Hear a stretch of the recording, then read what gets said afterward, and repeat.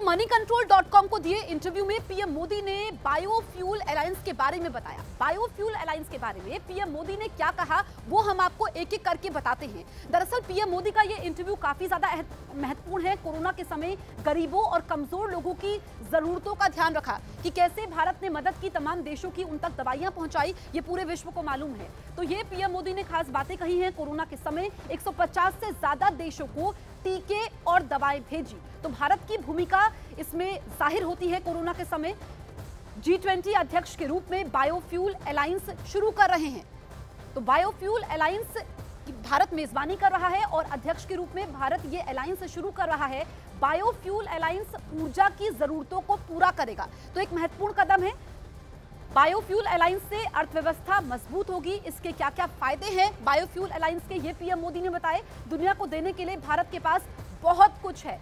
कैसे वैश्विक मंच पर भारत की भूमिका बढ़ी है और बायोफ्यूल अलायंस, इससे क्या क्या फायदे होंगे, कैसे अर्थव्यवस्था को गति मिलेगी, ये पीएम मोदी ने बताया है। तो moneycontrol.com को पीएम मोदी ने ये अहम इंटरव्यू दिया है जिसकी खास बातें हम आपको बता रहे हैं। और बायोफ्यूल अलायंस, ये G20 की मेजबानी भारत कर रहा है, इसको पीएम मोदी शुरू कर रहे हैं, जिससे विश्व को बहुत कुछ दिया जा सकता है। ऊर्जा के क्षेत्र में इससे फायदा होगा, जिससे अर्थव्यवस्था में सुधार होगा। और G20 के शेरपा अमिताभ कांत ने कहा है कि प्रधानमंत्री मोदी के कार्यकाल में भारत के विकास को गति मिली है। उन्होंने कहा कि प्रधानमंत्री नरेंद्र मोदी ने देश के विकास में सभी का ख्याल रखा है। क्या कुछ और कहा, सुनिए जरा।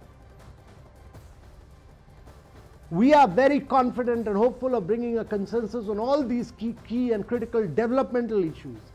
As far as geopolitics is concerned, we've kept it on the side because it's important for us to drive development and not geopolitics. तो अपने इस इंटरव्यू में पीएम मोदी ने 140 करोड़ के लोगों के देश भारत की विविधता का भी जिक्र किया है। पीएम मोदी ने यह बताया कि भारत कैसे विविधताओं से भरा हुआ देश है और इन विविधताओं से वो तब रूबरू हुए जब वो गुजरात के सीएम भी नहीं बने थे। पीएम ने क्या कहा वो हम आपको एक एक करके दिखाते हैं। देखिए, पीएम मोदी की बड़ी बातें हम आपको इंफॉर्मेशन वॉल के जरिए बता रहे हैं। मेरे गुजरात का सीएम बनने के बाद के जीवन के बारे में बहुत से लोग जानते हैं और ये सफर जब वो गुजरात के सीएम थे तब से शुरू हुआ। उससे पहले कई दशकों तक मैंने गैर राजनीतिक और राजनीतिक व्यवस्थाओं में संगठनात्मक भूमिकाओं का आह्वान किया है। इससे ये हुआ कि मुझे हमारे देश के लगभग हर जिले में जाने और रहने का अवसर मिला। इसके अलावा पीएम मोदी कहते हैं कि मेरे जैसे स्वाभिवाहक रूप से जिज्ञासु व्यक्ति के लिए ये एक जबरदस्त शिक्षाप्रद अनुभव था। अपने अनुभव को साझा करते हुए पीएम मोदी आगे कहते हैं कि विभिन्न क्षेत्रों, लोगों, अद्वितीय संस्कृतियों और व्यंजनों और उनकी चुनौतियों के बारे में सीखने का एक अनुभव था।